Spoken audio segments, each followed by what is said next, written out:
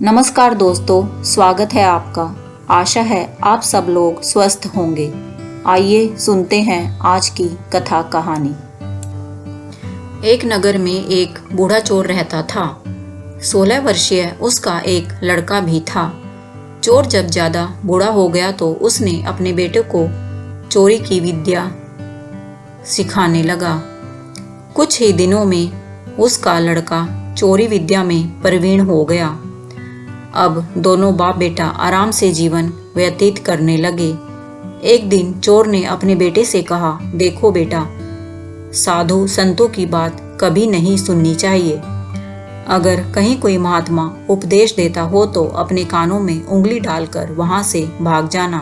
क्या तुम मेरी बात समझ गए? हाँ बापू, समझ गया। एक दिन लड़के ने सोचा, क्यों ना आज राजा के घर पर ही हाथ साफ कर लिया जाए। ऐसा सोचकर वो महल की ओर चल पड़ा। थोड़ी दूर जाने के बाद उसने देखा कि रास्ते में कुछ लोग एकत्र होकर खड़े हैं। उसने एक आते हुए व्यक्ति से पूछा, उस स्थान पर इतने लोग क्यों एकत्र हुए हैं? उस आदमी ने उत्तर दिया, वहां एक महात्मा उपदेश दे रहे हैं। यह सुनकर लड़के का माथा ठनका और उसे अपने पिता की कही हुई बात याद आ गई और उसने सोचा, मैं इसका उपदेश नहीं सुनूंगा। ऐसा सोचकर उसने अपने कानों में उंगली डालकर वह वहां से भाग निकला। जैसे ही वह भीड़ के निकट पहुंचा, एक पत्थर से ठोकर लगी और वह गिर गया। उस समय महात्मा जी कह रहे थे, कभी झूठ नहीं बोलना चाहिए। जिसका नमक खाए उसका कभी बुरा नहीं सोचना चाहिए। ऐसे करने वाले को भगवान सदा सुखी बनाए रखते हैं। ये दो बातें उसके कान में पड़ी। वह झटपट उठा और कान बंद कर राजा के महल की ओर चल दिया। वहां पहुंचकर उसने जैसे ही अंदर जाना चाहा, उसे वहां बैठे पहरेदार ने टोका, अरे कहाँ जाते हो? तुम कौन हो?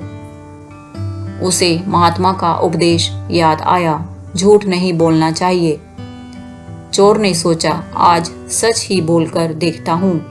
उसने उत्तर दिया, मैं चोर हूँ, चोरी करने आया हूँ। इस पर पहरेदार ने कहा, अच्छा जाओ। उसने सोचा, राजमहल का नौकर होगा, मजाक कर रहा है।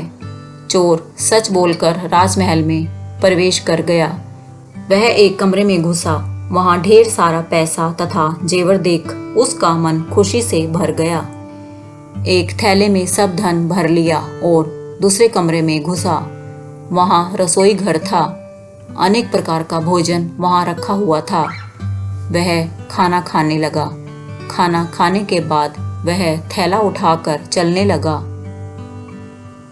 कि तभी उसे फिर महात्मा का उपदेश याद आया, जिसका नमक खाओ उसका बुरा मत सोचो।